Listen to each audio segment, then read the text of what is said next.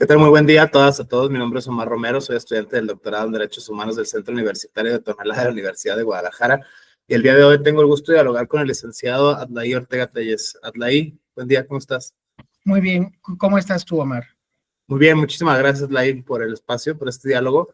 Vaya, el día de hoy vamos a dialogar acerca de La Última Utopía, de este libro de Samuel Moyn, editado en 2015, o sea, por la Universidad Javeriana. En este aspecto, bueno, esta disertación tiene su razón de ser, su causa eficiente, con motivo del Día Internacional de los Derechos Humanos, el pasado 10 de diciembre de este año, de 2024, pues el 10 de diciembre es el día que se conmemora, pues, el Día Internacional de los Derechos Humanos, y nos pareció muy ad hoc, digamos, con esta fecha, con este tema, presentar este texto de Samuel Moyn, este constitucionalista norteamericano, este historiador, este doctor en filosofía, prácticamente, pues bueno, hablar un poco los contenidos proposicionales de este texto que a mí me parece muy relevante. O sea, dicho sea de paso, Adlai Ortega es licenciado en filosofía, colega de la Facultad de Filosofía desde bastantes años ya. Por lo tanto, vamos a tratar de hacer este ejercicio dialéctico y dialógico acerca de los contenidos proposicionales de La Última Utopía de Samuel Moyn. Prácticamente este texto, o sea, si bien no apunta a los metarrelatos, ¿no? A no hacer una invitación al nihilismo, a hacer una invitación a descorazonarse acerca de los derechos humanos, y me parece una lectura pues bastante crítica desde el punto de vista de la historiografía, desde la geopolítica, desde luego desde la filosofía política. Desde este punto de vista, leí como premisa inicial este texto de Samuel Moyn, prácticamente desde la lectura que hicimos en conjunto sobre esta obra de este constitucionalista americano. Prácticamente, ¿qué nos puedas compartir, o sea, desde tu punto de vista, desde la hermenéutica, la lectura de este texto? Muchísimas gracias. Bueno, en un primer momento Samuel Moyn empieza a establecer una relación sobre cómo los derechos humanos nacen al final de la Segunda Guerra Mundial, lo que la historia general conocemos como el famoso despertar de los prejuicios que la ciencia y el conocimiento occidental tuvo sobre los otros. Eso dicho en una clave más latinoamericanista, si lo quieres ver así. Pero a la par, también Samuel Moyn empieza a apuntar sobre cómo es que los derechos humanos en realidad parecen ser una forma de adecuación ad hoc al momento de interpretar las realidades jurídicas, sociales y sobre todo étnico y entre comillas colocar la palabra raciales después a la Segunda Guerra Mundial. Estamos hablando de que en esta época el Imperio Británico termina por colapsar, la idea de la racialidad empieza a desgregarse por completo, ya la genética nacida en los 50 terminará por derrumbar el mito de la racialidad, y en ese sentido se empiezan a tomar esos elementos sobre la creación de los derechos humanos como un elemento que, si bien en el papel suena maravilloso, particularmente por todas las desigualdades y toda la masacre que desde el movimiento colonial empezó, no resuelven ningún problema de manera fáctica, solo lo hacen en el papel. Y es ahí donde Samuel Moyn hace un abordaje del nacimiento de la idea de los derechos humanos, donde nos señala que si bien el mundo cristiano y los ideales de la modernidad, nacidos desde la Revolución Francesa en particular, tuvieron una influencia sobre esta visión de los derechos del hombre y el ciudadano, no se verían plenamente reflejados precisamente porque la estructura y las realidades materiales son incompatibles hasta cierto punto con esta visión. Y que prácticamente lo que llegó como derechos humanos intentó resolver el problema, pero sin todos los alcances propios de una observación global. Es decir, entender que si bien se está tratando de hacer una especie de embalaje teórico y de embalaje práctico en muchos de los casos con las cortes internacionales, no van a resolver siglos o quizás milenios, en algunos casos, de una serie de prácticas a nivel estructural y coyuntural que han sometido a muchas poblaciones a lo largo de la historia. En ese sentido, llegamos incluso a las definiciones claras de cómo los derechos humanos que fueron agarrados por todo el mundo se convirtieron también en un establecimiento de la propaganda y tanto del poder blando como del poder duro en cualquiera de los bandos. El ejemplo más claro de esto lo va a mencionar Samuel Moyn con la Guerra Fría. Estamos hablando de que la Unión Soviética se sumará incluso a los derechos humanos, los Estados Unidos de Norteamérica y el Comando Norte también, y lo utilizarán como la bandera de partida para justificar las invasiones a diferentes territorios en conflicto, e incluso la justificación del Estado de Israel dentro de un contexto que hasta la fecha es problemático y lo vemos todavía en las noticias. Ese sería, eso sería, grosso modo, el abordaje que Samuel Moy nos ofrece sobre la idea de los derechos humanos. En este caso, el abordaje historiográfico lo hace de manera seccionada y va a tomar ejemplos clave de la historia propia de cómo en Occidente se desarrolló la idea del derecho, sobre todo de las garantías individuales, derechos del hombre y el ciudadano y finalmente derechos humanos, hasta un punto en el cual prácticamente todo lo que involucra desarrollar una idea de derechos humanos requiere toda una estructura material que no se posee hasta ahora. Eso de manera resumida y concreta de estas casi 300 páginas donde nos establece detalles muy específicos, sobre todo, por ejemplo, cuando habla de cómo los movimientos de la defensa racial, por ejemplo, en el caso de Malcolm X, van a tomar también los elementos, pero van a empezar a darse cuenta de las limitaciones estructurales, sobre todo en un país como Estados Unidos, donde el racismo es abierto y donde hasta la fecha sigue perpetuándose esta continua forma de verlos, esta continua forma, por ejemplo, de ver los elementos periféricos a la estructura que sigue sometiendo a esta población minoritaria en Estados Unidos, por ejemplo. Esto desde un punto de vista inicial, Atlay, bueno, es historiografía o historia, mejor dicho, en ese aspecto del siglo XX, o sea, la segunda mitad del siglo XX.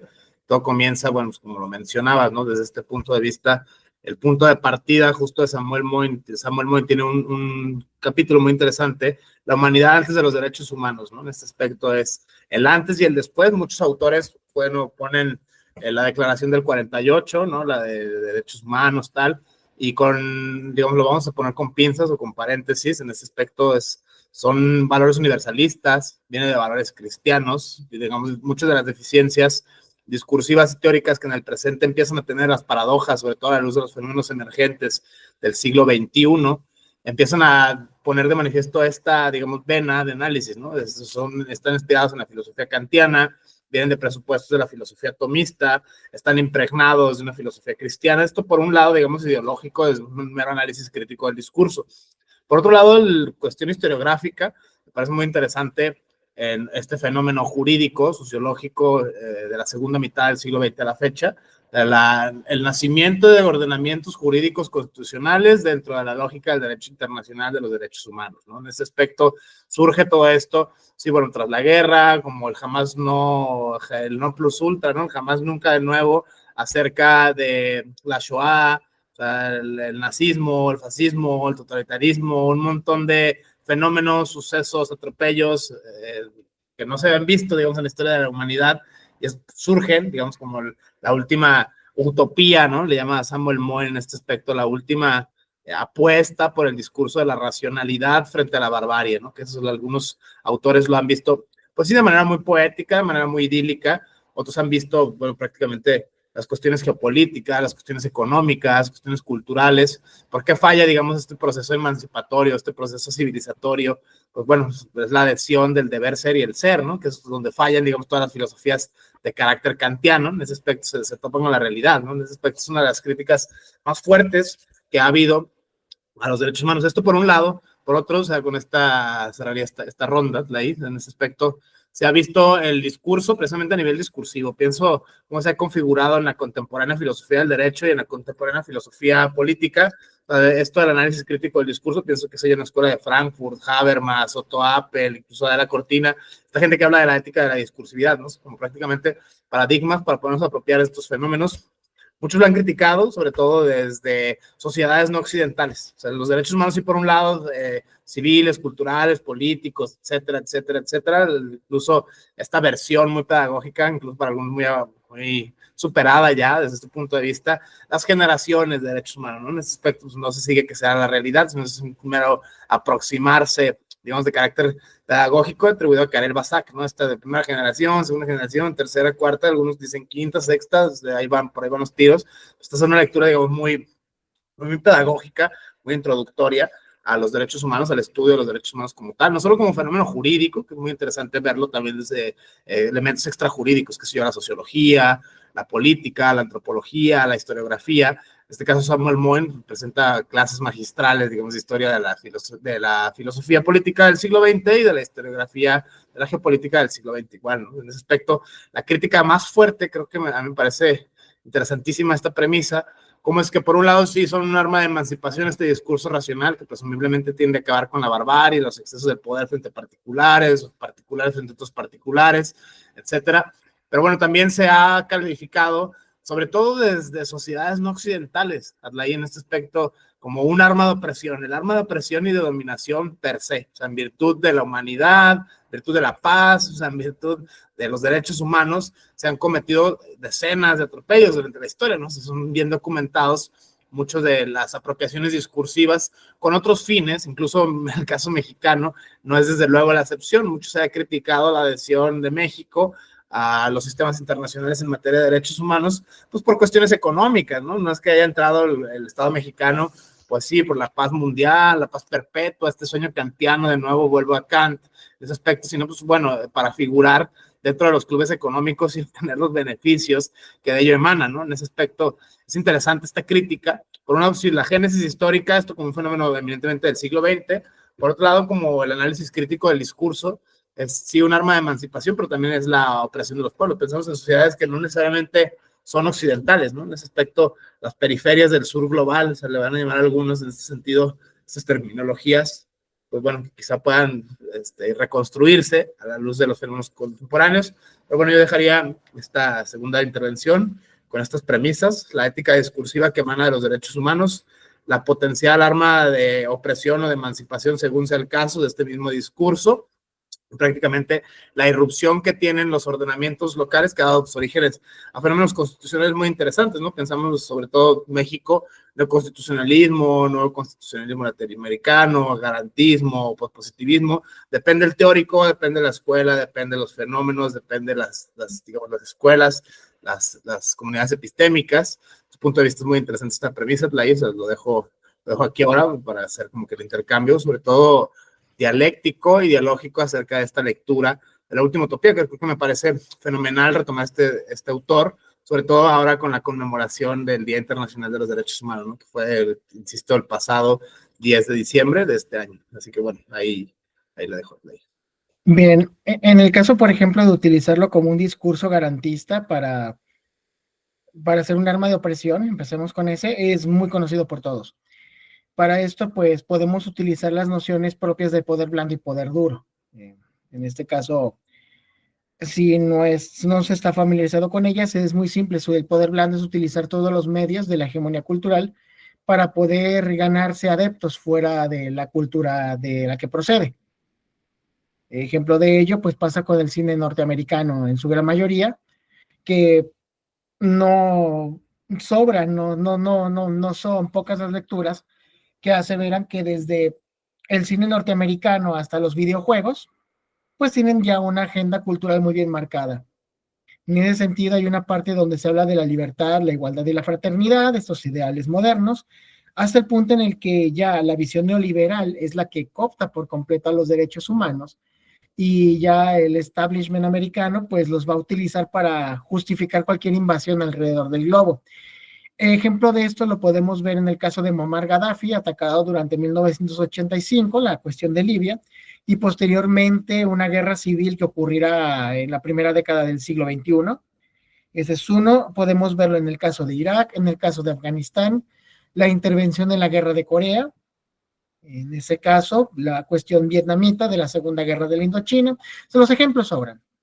O incluso la misma modalidad en la cual esta visión tuvo incluso repercusiones en Latinoamérica bastante significativas, como el caso de la Operación Cóndor, la intervención directamente sobre El Salvador.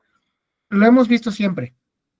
Y lo que lo hace más risible y lo que lo hace más criticable, y que Samuel Moy lo va a poner en tela de juicio, es precisamente que estos ideales donde los derechos humanos involucran prácticas como, por ejemplo, el respeto a un proceso justo e incluso la eliminación de la pena de muerte, y sobre todo las penas que en ocasiones pueden llegar a ser abusivas para los criminales, que deberían ser erradicadas, pues en un país con una población carcelaria de 3 millones de reclusos y con pena de muerte, pues resulta risible al nivel del sardonismo en ese sentido. Eso sería lo primero, donde se expande la cultura a través del uso de la fuerza bruta, cosa que lo estamos viendo en Ucrania con una situación prefabricada, Ya la historia militar lo argumentará de otro modo y la cuestión periodística también, porque en este momento no sabemos mucho, pero ese sería uno de los elementos que Samuel Moy me evidencia con los derechos humanos.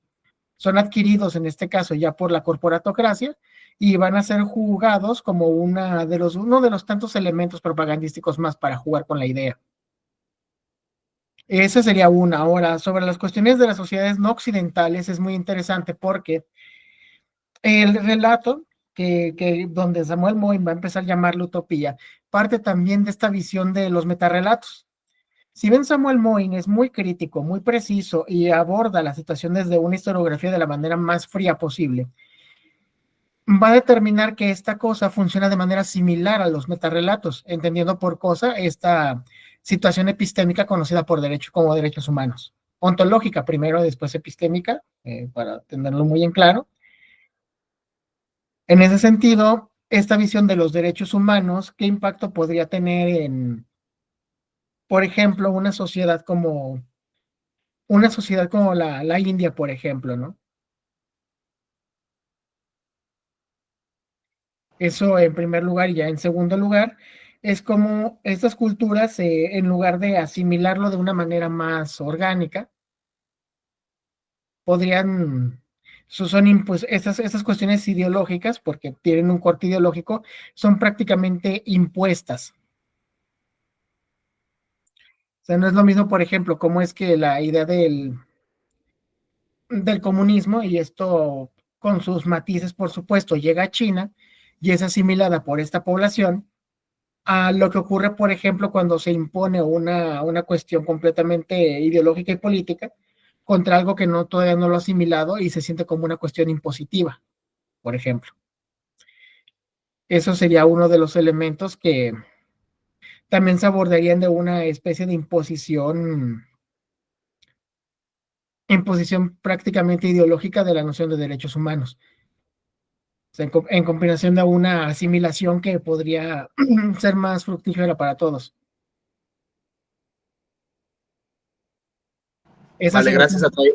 Sí, esta premisa es interesante, sobre todo a la luz de la estructura del texto de Samuel Moyn, cómo es que va desglosando a la luz de los capítulos estos contenidos proposicionales acerca de poner de manifiesto los efectos discursivos que existen en el presente de esta forma muy peculiar de hacer realidad jurídica y extrajurídica en nuestros días, ¿no? No solo, digamos, trasciende las latitudes, trasciende, digamos, fronteras, trasciende escuelas, es una axiología interinstitucionalizada que se va dando conforme los siglos, prácticamente pienso, los antecedentes que tienen los constitucionalismos franceses, norteamericano, en ese aspecto es muy interesante cómo es que cada latitud, cada época se va apropiando el discurso de los derechos humanos para su propia difusión, para su propia validez. En esto se vuelve interesante, ahí cómo es que se trata de tropicalizar este discurso, pienso a la luz del sistema interamericano, el sistema africano, el sistema universal ONU, prácticamente el sistema europeo. Esto se vuelve muy interesante desde las distintas latitudes, desde los distintos fenómenos, las distintas regiones que empiezan a cobrar relevancia sobre esta forma de hacer discursividad práctica. O sea, en ese aspecto es interesante desde tu punto de vista verlo, Atley.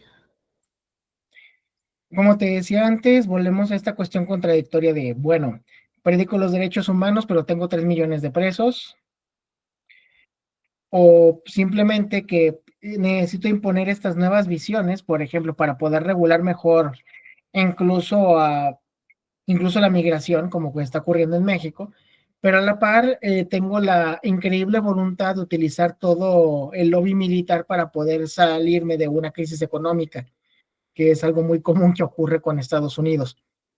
Esto es una de las cosas que Samuel Moyn va a señalar, sobre todo en la manera donde, ok, sociedades no occidentales lo asimilan, pero este paquete de asimilación involucra también una conexión cultural directa y una asimilación económica. Un ejemplo de esto, si lo queremos ver de una manera directa y que también tiene matices que deben de ser tratados con mucho cuidado, es lo que ocurre con el Tratado de Libre Comercio en 1994, como Carlos Salinas de Gortari gestiona, antes de su salida, la aparición de la Comisión Nacional de los Derechos Humanos en México, y que en algún momento esta misma comisión pues sirve como una especie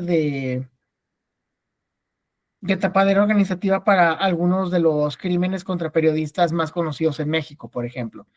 Y eso en una cuestión que involucra un tratado de libre comercio. De hecho, nuestro derecho, si mal no recuerdo, nuestra noción del derecho comienza a verse influenciado por el sistema anglosajón desde 1994, si no es que desde antes, y también tiene que ver con una especie de aproximación cada vez más a una comunidad económica, como es el NAFTA. En ese sentido, entonces, hay también una serie de elementos donde, pues, si por un momento te ofrecen una nueva serie de garantías a nivel político y a nivel jurídico, pero están interconectadas también con un modo de incluso comprender el modelo económico. Eso es muy peculiar, sobre todo porque hasta qué punto la conexión con los derechos humanos tiene también una conexión con la actividad económica. Volvemos a la definición sobre neoliberalismo como el cooptador por excelencia de los derechos humanos. Y tenemos, por ejemplo, el caso sobre los derechos sobre la alimentación. ¿En qué momento el derecho de la alimentación no corresponde tampoco con el derecho a ser alimentado, por ejemplo? Y porque en todas las resoluciones de la ONU que tienen que ver con este derecho, generalmente Estados Unidos suele tener una posición negativa. Eso es algo muy interesante en ese sentido sobre cómo ya en el abordaje de la vida real, más allá de la adecuación ad hoc, insistiremos en este posicionamiento propio del libro, fuera de lo más posible de los abordajes ideológicos personales. Se sigue una lógica previamente individualista y una lógica exclusionista que solamente puede ser nutrida por el dinero. Eso es un abordaje, estamos hablando del derecho a la alimentación. O sea, derecho a alimentación, pero no tengo derecho a ser alimentado, por ejemplo. Es contradictorio. Y lo mismo ocurriría con otra serie de elementos donde, bueno, tenemos la cuestión del derecho castrense, al menos en cuestiones de corte internacional y otras situaciones, donde seguimos teniendo esta cuestión sobre el genocidio como un crimen de lesa humanidad, donde muchas de las veces va a fabricarse para poder acabar con disidentes políticos previos al régimen que cooperaron precisamente con Estados Unidos. Eso solamente por dejar el abordaje en pequeño con esta cuestión. Desde este punto de vista, Tlay, sobre todo retomando la premisa que dices acerca de hacer caso omiso, hacer apogeo incluso, citando a Husserl, ¿no? Hacer abstracción de los prejuicios, las ideas, que es muy difícil, ¿no? Se dice muy sencillo y tal, pero bueno, es bastante, digamos, complejo en tanto que de cuestiones discursivas, abstraerse, ¿no? Incluso de la clase, la etnia, etcétera, y un largo de condicionantes culturales, sociales, etcétera, que sí determinan de una manera u otra la forma del discurso, ¿no? Hay que decirlo en todas sus letras, natural, tal cual como es, ¿no? Esa premisa sin temor ni temblor. Pero bueno, pensando en la estructura misma del texto de Samuel Moyn, al menos esta edición de la Universidad Javeriana, ¿no? De 2015, esta traducción que se hace, digamos, al español, o sea, por esta universidad, por esta institución, pienso prácticamente, bueno, el capitulado es el siguiente, ¿no? La humanidad antes de los derechos humanos, tal cual, naciendo muertos, porque la lucha anticolonial no fue un movimiento de derechos humanos, la pureza de esta lucha, el derecho internacional de los derechos humanos y un epílogo muy interesante desde mi punto de vista, la carga pesada de la moralidad, que esto pone, bueno, este índice, que es el desarrollo textual capitular que propone Samuel Moyn en su obra, en esta edición, insisto, esta traducción que ha llegado a nuestras manos, prácticamente es pensar cómo es que ha tenido muchas formas, ¿no? O sea, me encanta esta forma de las nuevas luchas, otras luchas, prácticamente la última utopía de derechos humanos se reconstruye retomando otras previas, ¿no? Los anarquismos, los sindicalismos, los feminismos, las luchas raciales, las luchas de reconocimiento de mujeres, las luchas de reconocimiento de poblaciones diversas, ¿no? En ese sentido, no solo en diversidad sexual, sino en diversidad étnico-lingüística, en diversidad cultural, en diversidad en su amplia generalidad. O sea, vaya, la idea es muy clara desde mi punto de vista a la luz de la historiografía contemporánea del siglo XX y lo que va del XXI, desde luego. Los derechos humanos no son algo acabado, no es algo que ha costado, pues, luchas, algo que ha costado sangre, algo que ha costado mucho dinero.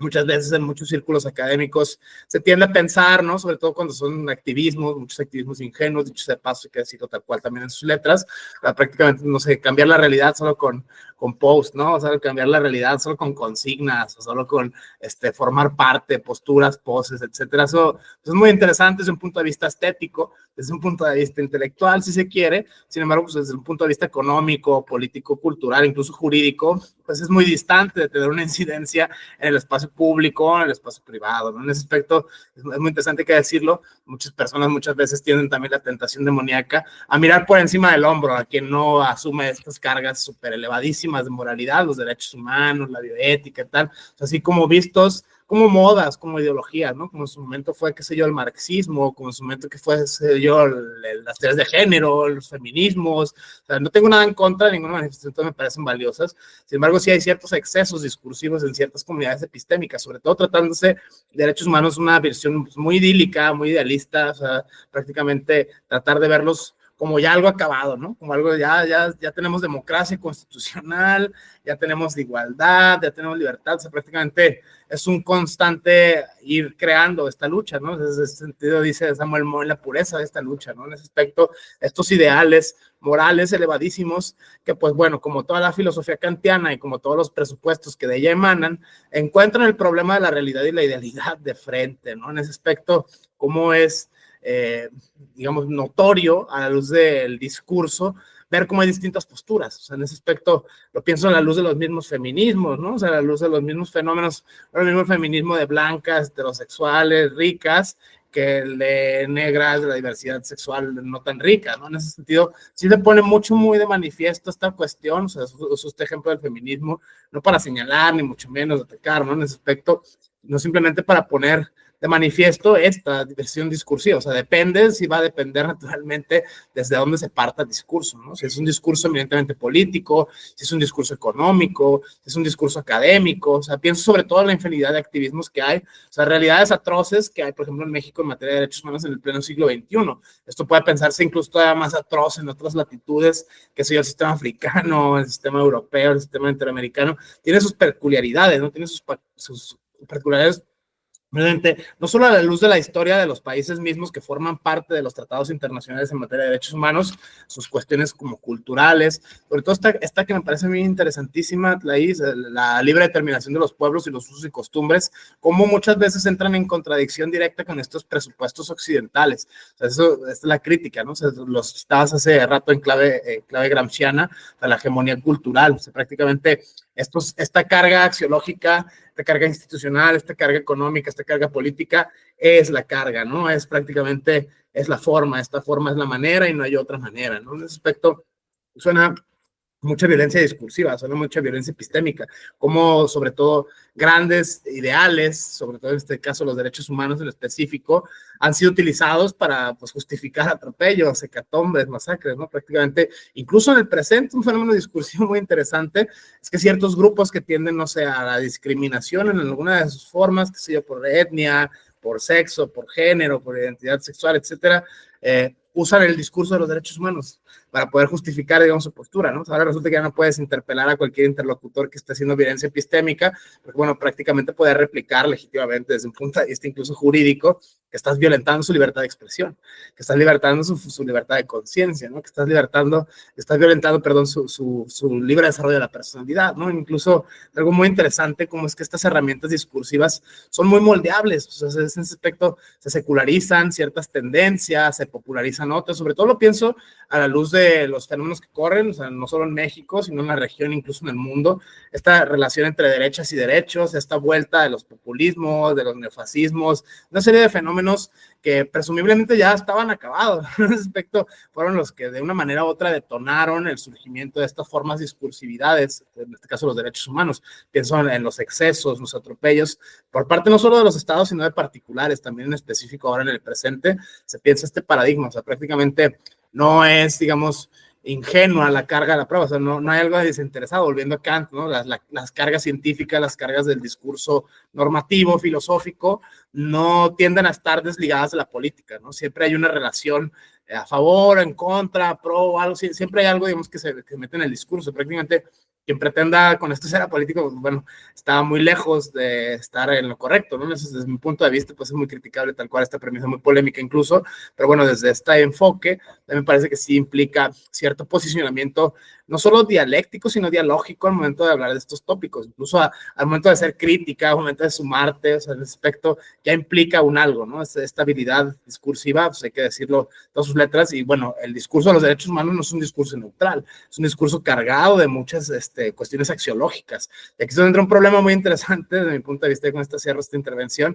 el pluralismo axiológico, o sea, de las distintas cargas de valores que hay, o sea, de distinta índole, estéticos, morales, etcétera, cómo es que esa se selecciona, incluso se tiende a institucionalizar en el presente, ¿no? Pensemos, todo el mundo ahora pues, adopta, digamos, de manera interinstitucional este discurso y por extensión otros, que sé yo, el de la bioética, ahora el de las neurociencias o el del neuroderecho, la inteligencia artificial. Ciertas comunidades están trabajando epistémicas en el presente. Pienso en México solamente, o sea, puede hablarse de otras latitudes y tal, pero ahora vamos a tratar de seguir como que al contexto nacional mexicano para poner de manifiesto esta premisa precisamente que tiene que ver con la apropiación de las cargas axiológicas y las cargas discursivas. Vaya, que no es neutral, que no es, digamos, apolítico el discurso de derechos humanos, ¿no? Siempre tiene una carga, digamos, positiva o negativa, que esa es una de las críticas que me parece fenomenal de este texto de Samuel Moyn, cómo es que este discurso se ha utilizado de distintas maneras por distintos regímenes, por distintos partidos políticos, por distintas formas de organizar la función pública incluso, acerca de esto, ¿no? Prácticamente justificas cualquier cosa con el derechos humanos, ¿no? Es un discurso pues, muy maleable, muy volátil, en ese aspecto me parece muy interesante verlo, principalmente como un fenómeno lingüístico. O sea, antes que nada, de una carga sociológica es un conjunto de enunciados, ¿no? Es un conjunto de prerrogativas, un conjunto de normas, un conjunto de pautas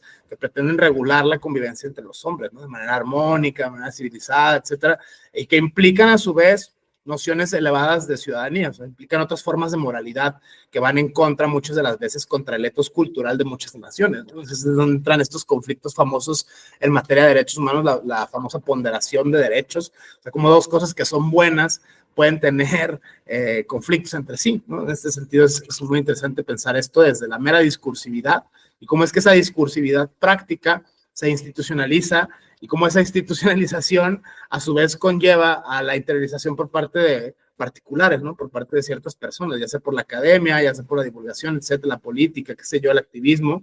Pero bueno, desde este punto de vista yo introduzco esta premisa, o sea, el discurso de los derechos humanos precisamente en el siglo XXI, lo que va casi ya cuarto del siglo XXI, es muy interesante ver cómo distintos grupos se apropian de este mismo discurso, de estas premisas, para poder justificar casi cualquier cosa, ¿no? Ese aspecto es una herramienta pues, muy útil, una herramienta muy peligrosa, también desde este punto de vista discursivo. No sé qué piensas tú de estas premisas, que desde luego todas están de una manera u otra plasmadas de manera textual en el texto de Samuel Moyn, vale la redundancia, en esta obra de Samuel Moyn. Bueno, en este caso, cuando Samuel Moyn empieza a elaborar la manera en la que la cuestión neoliberal empieza a cooptar los derechos humanos, también empieza a jugar con la imposición cultural. Empieza a jugar con esta idea sobre cómo en algún punto Occidente sigue jugando a ser Occidente como siempre lo ha sido, con todo lo complejo que es definir al mundo occidental. Es complejísimo definir el mundo occidental.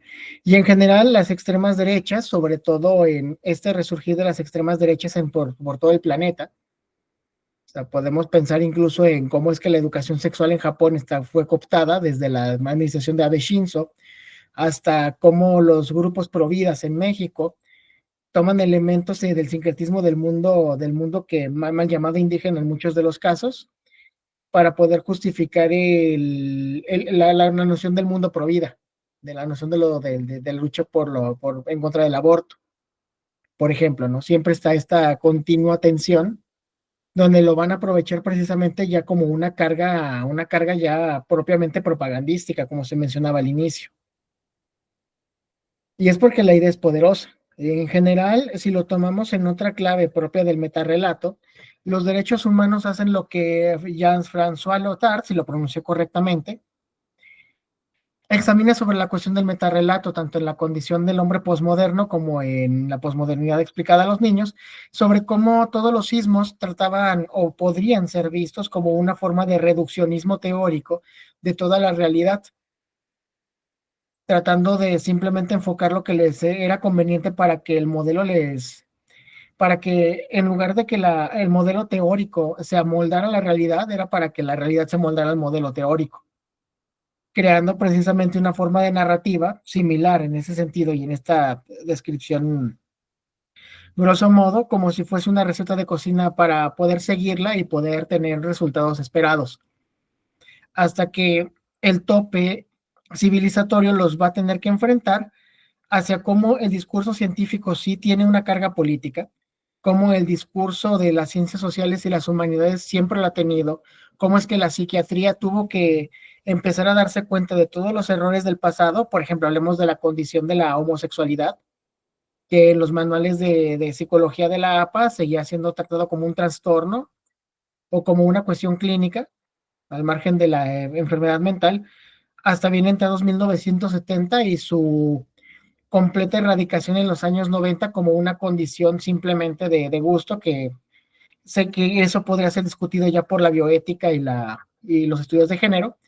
Pues pasan estas cosas. Los derechos humanos no tienen grandes diferencias, por ejemplo, con el discurso cristiano que trataba de unificar a la humanidad como una sola, por ejemplo, o con lo que pasó con el comunismo, con sus ya conocidos crímenes alrededor del planeta, entre gemeres rojos y otras cosas, tratando de simplificar una cuestión que es tan compleja y multivarial que por un momento quieres incluir a los diferentes pueblos nativos de América como parte de los derechos humanos, pero por otra parte las realidades institucionales nos determinan que en el caso de México, por ejemplo, no tenemos juzgados especializados que utilicen lenguas o idiomas nativos de América para juzgar correctamente a estas personas que a causa del desconocimiento de estos idiomas terminan con sentencias que si ya de por sí las cortes mexicanas son famosas por sentencias abusivas, con esas poblaciones desprotegidas tanto por la discriminación lingüística, racial, étnica y todas las demás. Eso sería un ejemplo claro de cómo es que los derechos humanos en lo local, considerando estas definiciones, no abarcan precisamente todos estos modelos y cómo es que los grupos de extrema derecha, ya hablando de cuestiones muy particulares como los grupos pro vida, juegan con esta idea de los derechos del ser humano desde el vientre hasta prácticamente el final de la vida, sin tener en consideración tampoco los elementos estructurales que suelen omitir al momento de enfrentarse a precisamente la cuestión de la orfandad, la cuestión de la desigualdad económica, derechos reproductivos, derechos sobre la educación sexual y sobre todo en un país donde el analfabetismo funcional es altísimo a causa también de un sistema educativo que si bien invierte muchísimo dinero, no tiene censos de escuelas, no tiene censos de docentes. Muchos de los salones por décadas, y eso se puede constatar con data dura, muchas veces han sido cortinas de mercados, autobuses abandonados, o incluso simplemente existen porque existen en el papel, pero la escuela no existe. O sea, todos esos elementos que parecen pequeños y que parecen prácticamente aislados hacen que precisamente en términos muy marxistas, para que haya también una limitación de la escucha sobre mi visión de las cosas, estructuralmente son insuficientes para poder hacer que la cuestión coyuntural que se da sobre los elementos de derechos humanos sea más una ficción y hayan nacido muertos, como Samuel Moyn dice en el texto, que realmente sea una cuestión fáctica que pueda ser verdaderamente utilizada a la luz de la ciencia, a la luz de la tecnología, a la luz del derecho y precisamente a la luz de la justicia misma. Vamos a tomar un caso concreto y con esto voy a terminar esta parte de la intervención. El caso, por ejemplo, de Marifar Centeno, el uso de una pseudociencia como lo es la grafología en elementos de carga de análisis pericial penal, y cómo es que un caso se judicializa tan rápido, en menos de 3 días, cuando tarda meses o años, en un sistema que va desde el Ministerio Público hacia los juzgados, que puede simplemente darse carpetazo por la falta de movilidad y la falta de una especialización técnica criminalística que sí te otorgue soluciones reales. ¿Cómo voy a otorgar derechos humanos a una persona que está siendo detenida o procesada por un delito si vas a utilizar una herramienta que ya fue desestimada desde hace décadas precisamente por la actividad científica? ¿Cómo voy a otorgar un juicio justo si estás utilizando una herramienta que a los mismos márgenes occidentales carece de la validez oficial? O incluso de la misma validez, al margen de incluso de la misma bioética al momento de poder elaborar un caso de carácter penal, por ejemplo. sea, eso es una pequeña muestra de la superficie de lo que implican los derechos humanos en un país como el nuestro. No quiero pensar lo que ocurriría en Costa de Marfil, lo que ocurriría en la República Democrática del Congo, la cuestión de los diamantes de sangre, menos si nos metemos a la cuestión palestina, sobre cómo la Luna Roja es atacada por Israel. Eso está más que bien documentado. Es algo que podrían incluso buscar en cualquiera de sus navegadores en este momento y les daría la noticia de cómo la Cruz Roja, que fue nacida en un entorno de guerra como la guerra de Crimea, prácticamente al momento de enfrentarse en su capacidad como un garante de los derechos humanos, es atacada por un ejército que en muchas ocasiones ha sido cuestionado precisamente por su papel depredador y como un brazo armado de los Estados Unidos. Eso de manera somera. Y eso con una cuestión que va entre la ciencia, la pseudociencia, el derecho internacional e incluso el derecho castrense. Es interesante esta reflexión que pones sobre la mesa, Tlay, me parece muy apasionante. Ese tema es algo que he venido dialogando con varios colegas de distintas instituciones, de distintos cargos, de distintos puestos, de distintos rangos, etcétera. ¿Cómo, a ver, hacer un intento de apuesta discursiva? ¿Qué pasaría si, por ejemplo, por un instante, trayéndonos a hipotéticamente soñar, no vamos a suponer P, donde P prácticamente, bueno, quitamos de la análisis filosófico, el presupuesto, las premisas kantianas, universalismo, dignidad humana, pero pensamos que se lleva en clave marxista, por ejemplo. Pensamos que se lleva en clave hegeliana, ¿no? O sea, no es perfecto, inacabado, universal, dicen perfecto, está en constante evolución, es el conflicto, el motor de la historia, tal, en clave marxista, en clave hegeliana, daría otros resultados, ¿no? O sea, incluso si quitáramos estos presupuestos presumiblemente universalistas, que es una de las grandes críticas, cómo es que esa presunta universalidad, incluso propuesto a nivel constitucional, a nivel convencional, no es universal para todos, ¿no? O sea, en ese sentido, ¿qué pasa con todos los outsiders, por ejemplo, ¿no? Los outsiders en ese sentido es esta gente que queda fuera de, al margen de, pierdes derechos políticos, pierdes derechos culturales, qué sé yo, la porofobia que ya lo ha señalado Adela Cortina hasta el cansancio, ¿no? Este fenómeno, qué sé yo, enfermos mentales, gente usuaria de estupefacientes, ¿no? Estas personas que pareciera que están en otros mundos, en otras voces, pareciera que el Estado constitucional de derecho a priori no los protege, ¿no? Entonces fracasa por su propio peso, cae por su propio peso este metarrelato, lo llama citando a Lyotard, ¿no? La condición posmoderna, la posmodernidad de explicar a los niños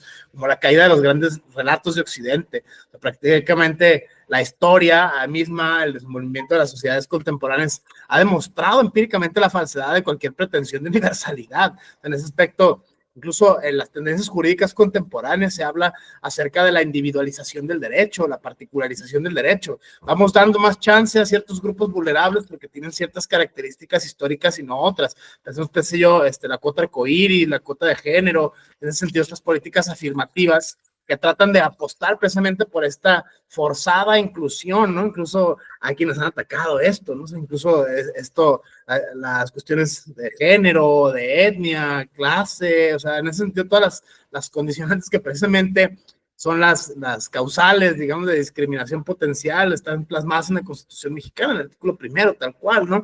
Ese aspecto, sobre todo desde el giro que tiene en materia de derechos humanos.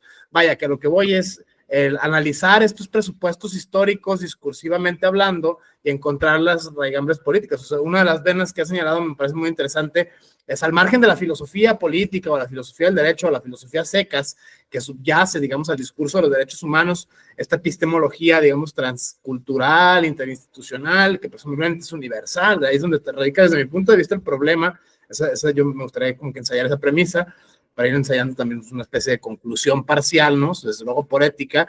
¿Qué pasaría si cambiáramos este supuesto, ¿no? Sobre todo tener no consideraciones morales de los derechos humanos, ¿no? No consideraciones que vengan de la moral, que esto es bueno, es que esto es malo, es que esto es útil, esto es deseable. O sea, si pones un pragmatismo como cuestión moral, si pones un utilitarismo, si pones un marxismo, si pones un kantismo, cambia naturalmente la noción de bien, cambia naturalmente la noción de bueno. Desde este punto de vista, el discurso universalista, la presunción de universalismo, el discurso de los derechos humanos está pensado en clave cristiana, está pensado en clave kantiana. Ok, legítimamente puedes preguntar ¿qué pasa si soy judío, no? ¿Qué pasa si soy agnóstico? ¿Qué pasa si soy musulmán? ¿Qué pasa si soy ateo? ¿Qué pasa si soy, digamos, que no pertenezco a un, digamos, teísmo teocéntrico revelado, que Es el caso del cristianismo en todas sus vertientes, en específico el que tenemos más a la mano acá en México, los que tenemos más a la mano los protestantismos, el catolicismo, que desde la historia de México pues es más que evidente que ha tenido muchas cosas. Ha habido muchas buenas, ha habido muchos aciertos, sin embargo también he visto muchos atropellos, ¿no? Este punto es la primera, y la segunda, o sea, con esta cierro esta participación, acerca de ver no la primacía moral de los derechos humanos, sino otras vertientes, que sería la cuestión política, la cuestión económica, la cuestión jurídica incluso, o sea, estas venas de análisis. O sea, si quitáramos, por ejemplo, el supuesto kantiano universalista, que viene desde luego de formulaciones cristianas, debemos de pensar, por ejemplo, en su carácter arqueológico, en su carácter genealógico. La Declaración Universal del 48 de Derechos Humanos fue elaborada por filósofos neotomistas, ¿no? Naturalmente nadie va a negar la cruz de su parroquia, y hay presupuestos, digamos, se pueden rastrear a la luz del análisis crítico del discurso, y estos son los problemas que a mí personalmente me parecen fascinantes en el siglo XXI, sobre todo en temas de laicidad, sobre todo en temas de género, sobre todo en temas de educación sexual, en temas de minorías religiosas. Sale a la luz esta vena de análisis, ¿no? O sea, sale, además de la historia constitucional de México, que estuvo permeada por cierto confesionalismo y el avance, ¿no? La reforma, la guerra cristera, la reforma del 92, del 91 en materia de derechos humanos, hasta llegar hasta el 2011, estas reformas a la Constitución precisamente mexicana en temas de decisiones que tienen que ver con la laicidad, con formas de participación política que tienden a la inclusión de otras formas de estar en el mundo, no hegemónicas, desde luego, desde este punto de vista. Parece interesante, ensayo estas dos premisas. ¿Qué pasaría si quitáramos el presupuesto filosófico central, que es, bueno, ya lo he dicho, está la locura, hasta el cansancio, el kantismo y el cristianismo? O sea, en ese sentido, es pernichiana esta premisa. Si ensayáramos otras propuestas y ver otros enfoques que no necesariamente tienen que ver con una primacía moral de los derechos humanos, ¿no? Con una primacía discursiva, sino que tengan que ver con otras cuestiones, qué sé yo, económicas, políticas, incluso jurídicas divergentes, ¿no? De otras formas, creo que nos darían otras aristas, tendremos otros frutos de investigaciones, porque todo el mundo habla de la dignidad humana, ¿no? La dignidad humana como fundamento de los derechos humanos. La dignidad humana es una construcción cristiana. O sea, ¿qué pasaría? Por ejemplo, entonces estamos haciendo violencia epistémica a todas aquellas personas que no necesariamente tengan un marco de creencias cristiano. Es donde fracasa a priori la propuesta de Kant, por su propio peso, esta presunción de universalidad del discurso de los derechos humanos. Creo que es una premisa, a mí me parece fascinante, o sea, la dejo ahí a consideración desde este punto de vista. ¿Qué pasaría si cambiáramos el presupuesto de la filosofía del derecho y si cambiáramos, por supuesto, las cuestiones económicas, políticas, ¿no? Que no fuera una cuestión convenientemente moral, atender al portarse bien, lo que sea que signifique, porque depende de la clave ética en la cual pienses, ¿no? Por eso apelo, like, ok, no partamos de un kantismo, vamos partiendo, qué sé yo, de un utilitarismo. Pero no partamos de un utilitarismo, vamos partiendo, qué sé yo, de un marxismo o de un pragmatismo. Cambiaría mucho, muy sutilmente la noción de derechos humanos. Yo desde este punto de vista, los esta premisa ahí no se la dejo sobre la mesa. Es que eso nos llevaría a primero cuestionar hasta qué punto la mentalidad occidental, lo que eso significa, porque es ambiguo y gigantesco, ha permeado ya tanto en nosotros, somos occidentales a final de cuentas, y cómo nuestra forma reduccionista podría impactar en otras culturas. Esa siempre ha sido una discusión continua. Hay veces donde las culturas provenientes de otras partes del globo, hablemos por ejemplo de cómo es que Keiji Nishitani dice que la filosofía llega a Japón con los occidentales, o cómo es que el Partido Comunista Chino asimila el pensamiento comunista, pero la clave sería en su asimilación, sin que su cultura se vea alterada, por ejemplo, ¿no? Los derechos humanos bajo esa lupa, sobre esta falta de tiempo de asimilación, parecen ser una imposición. Esa sería una. ¿Cómo podemos pensarnos a nosotros fuera de la lógica que tenemos? O sea, ¿podemos hacer una exégesis cultural completa para entender otra civilización? Y lo más importante sería, considerando que estos relatos universales ya han caído seriamente bajo su propio peso a lo largo de la historia, ¿qué propuestas tenemos en un mundo que ya se acerca a la multipolaridad? Porque si bien el mundo científico occidental ya conquistó el mundo, en China se usan las matemáticas de Al-Khwarizmi, las que desarrolló Newton. Se mueven bajo un esquema frío y lo más neutral posible, donde pues la ciencia logró poder, al menos en el papel, desprenderse de la ideología. O sea, no hacemos matemáticas a la Newton, hacemos matemáticas y punto. Pero hasta qué punto la cuestión, por ejemplo, con temas tan importantes como las cuestiones legislativo-judiciales, requieren un análisis donde incluso tengamos que vernos en el marco de la historia como alguien que reproduce todo a través del prisma greco-occidental y judio-cristiano. lo que nos llevaría a otra discusión donde Samuel Moyn nos establece que prácticamente, aunque podrían ser un resultado directo de estas visiones, nacen precisamente como un parche teórico a todo lo ocurrido anteriormente, donde no pudo clasificarse, precisamente por la falta de conexión con la otredad.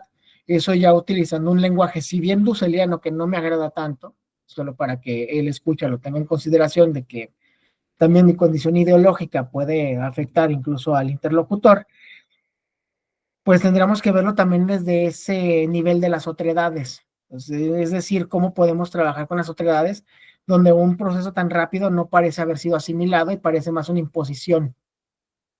Que eso nos lleva a otras discusiones de qué es ser occidental, cómo tratamos a las otras civilizaciones, qué es lo que ven las civilizaciones de nosotros, hasta qué punto Occidente ya dio un paso irreversible en la civilización humana, ya más fuera de los enfoques, el mundo multipolar que se nos viene, los nuevos problemas técnicos y científicos, a la luz de los neuroderechos, el poder de las corporatocracias. O sea, es un problema más, es un abordaje más profundo y a la vez más violento con todo.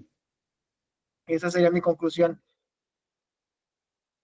Desde este punto de vista, Lain, no me queda más que agradecerte el espacio, este intercambio, un diálogo, digamos, entre pares, entre colegas, acerca de esta obra. A mí me parece capital, de las obras fundamentales del siglo XX en materia de derechos humanos, ¿no? En respecto a este rastreo precisamente cronológico, historiográfico, arqueológico, incluso, cómo es que este discurso surge, no sé, la década de los 40, la década de los 50, se venía cocinando incluso desde antes, ¿no? O sea, la paz perpetua famosa de Kant y tal, esto no es nuevo, vaya, este discurso es decimonónico, incluso algunos todavía se van más atrás, ¿no? Siglo XVII, siglo XVIII, ¿qué pasaría si unificamos los ordenamientos jurídicos, ¿no? Entonces, precisamente pienso tal cual en la paz perpetua de Manuel Kant, ¿no? Es un texto pionero para su época, donde prácticamente, o sea, según algunos teóricos, se cocinan o se sientan las bases del derecho internacional de los derechos humanos, ¿no? Algunos lo ven en esa clave, pero bueno, es precisamente este problema de la otredad, la otredad en todos sus flancos, ¿no? O sea, la otredad cultural, o sea, la otredad, digamos, en todos sus frentes. O sea, ver, por ejemplo, esta premisa me parece de las más criticables en el presente al discurso de los derechos humanos, la presumible universalidad que estos tienen. O sea, sí, bueno, sí, ok, basta con salir a la calle de cualquier ciudad de México y ver cómo se desmorona el Estado constitucional de derecho, o sea, ver gente en la calle, o sea, ver niños en la calle, ver ancianos en la calle. Bueno, o sea, los tratados internacionales de derechos humanos son flamantes, ¿no? Tienen cada punto y coma en letra de oro y tal, pero la realidad te escupe en la cara esto, o sea, este es algo muy interesante, o sea, pareciera que es, no sé, no me atrevo a tanto, ¿no? Todo fallido, narcostado, esas categorías ya son como que más complicadas, ¿no? Más difícil. Sin embargo, pareciera que el presupuesto emancipatorio de Occidente por antonomasia, la última utopía, vaya, en Samuel Moyn, fracasa, cae por su propio peso, ¿no? O sea, las injusticias económicas, injusticias culturales, un montón de desigualdades. Basta con salir a la calle prácticamente y ver cómo es que este presumible discurso universal de los derechos humanos fracasa, o sea, en la empiria, en ese aspecto hay muchas labores, ¿no? Que, bueno, para no ser como tan pesimistas, ni invitar al nihilismo, ni mucho menos al anarquismo epistemológico, un aspecto es, bueno, pues, ¿cuál sería la postura, no? Educación, políticas públicas, activismo judicial, activismo legislativo, todos estos flancos, todos estos frentes que se empiezan a dibujar, no solo desde la academia, desde luego, ¿no? O sea, asociaciones civiles, o sea, gente que trabaja desde el sector económico, desde el sector político, empresarial, o sea, vaya que es ¿cómo decirlo? Una lucha que tiene muchos frentes, ¿no? En ese aspecto no es algo ya acabado y no estamos tratando de hacer apología de que todo está mal en nihilismo y tal, o sea, en ese aspecto simplemente es ser un poquito de tener un poquito de realismo, ¿no? Un realismo epistemológico, creo que es sano, o sea, reconocer que, bueno, si existen formas discursivas violentas que se manifiestan precisamente en este discurso, ¿no? Desde ese punto de vista, yo me quedaría con esto, o sea, sobre todo recomendando la lectura. Naturalmente, esto puede ser pues, invitación a la polisemia, desde luego, como cualquier ejercicio hermenéutico, de Samuel Moyn, ¿no? Este texto que a mí me parece fundamental para comprender el desenvolvimiento histórico. Es una de las premisas ya con este cierre, esta intervención, pero no sé, es una especie de conclusión parcial.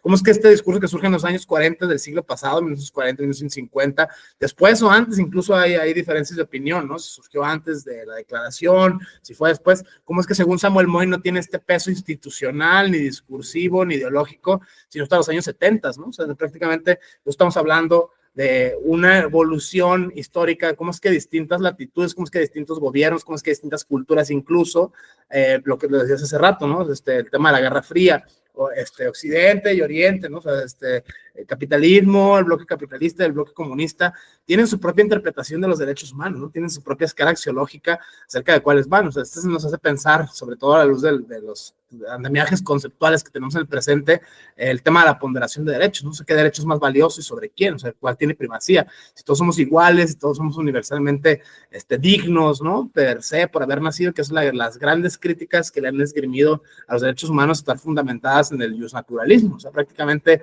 esto apesta a justnaturalismo en el siglo XXI, ¿no? Incluso hay quienes han intentado hacer apología de esta postura. Pienso, por ejemplo, en Mauricio Beuchot, Filosofía y Derechos Humanos, una defensa, digamos, muy interesante de la filosofía analítica del justnaturalismo en el siglo XXI. Me parece fascinante, pero bueno, yo dejaría aquí no sé si quieres añadir algo más, esta reflexión sobre Samuel Moy en La Última Utopía, esta crítica a la universalidad, esta crítica como una potencial arma de emancipación, y por otro lado también la dialéctica pura y dura, en ese sentido, el arma de opresión per se, o sea, sobre todo pensándolo a la luz de ojos no occidentales, ¿no? O sea, la otredad en su mayor amplitud, pero bueno, yo me quedo con estas dos, y la forma en la cual se ha ido interinstitucionalizando a la luz de la historia, ¿no? Desde el movimiento de la historia no se había acabado, ¿no? Que empezó a ser así la reforma de 2011 en derechos humanos, ya todo el mundo, derechos humanos, tiene una historia, digamos, más atrás, ¿no? Es una historia, pues sí, de guerras, una historia de atropellos, una historia de abusos, o sea, prácticamente no es una historia bonita de contar, ¿no? No es una historia así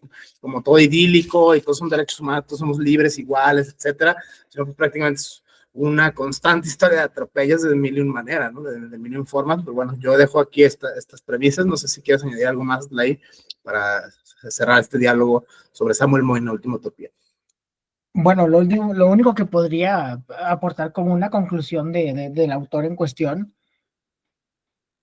es que el autor simplemente está señalando lo evidente entre la adecuación ad hoc, la realidad, y en términos muy concretos sobre la definición de haber nacido muerto en un mundo donde, pues, la ley es un discurso propagandístico en este caso, ¿no? La cuestión de los derechos humanos tiene la naturaleza más de una parte más del esquema propagandístico y de el poder blando que realmente de una solución determinada para los problemas del planeta, que son demasiados.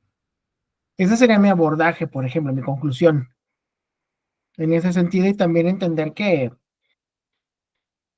hasta qué punto la presencia occidental tiene que ser revisada a sí misma sobre otros contextos, no con la carga ética y pasional que los estudios latinoamericanos suelen hacer, sino con un rigor sistemático, historiográfico y prácticamente multidisciplinario de la manera más neutral posible. Esa sería mi conclusión.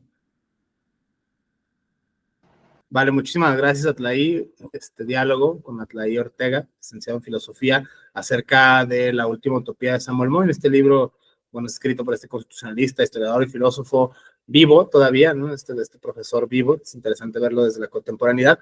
Pero bueno, muchísimas gracias a todas, a todos. Este diálogo ha tenido su razón de ser, su causa eficiente, en virtud precisamente del Día Internacional de los Derechos Humanos, ¿no? Ver a los derechos humanos precisamente con un poco de matiz crítico, como La Última Utopía, tal cual el texto de este constitucionalista, este libro, Samuel Moyn, y bueno, como una especie de metarrelato, de los últimos metarrelatos en clave de la condición postmoderna de Lyotard, para pensarlo, ¿no? Sobre todo las implicaciones ético-políticas, discursivas, que este conjunto de preposiciones pueda tener en el presente para el discurso no solo del derecho, sino para las ciencias sociales en general, incluso las económico-administrativas. Desde ese punto de vista, me queda más que agradecer a Atlaí el espacio, estas premisas, bueno, a todas, a todos por acompañarnos. Muchísimas gracias, estamos en contacto. Igualmente, gracias.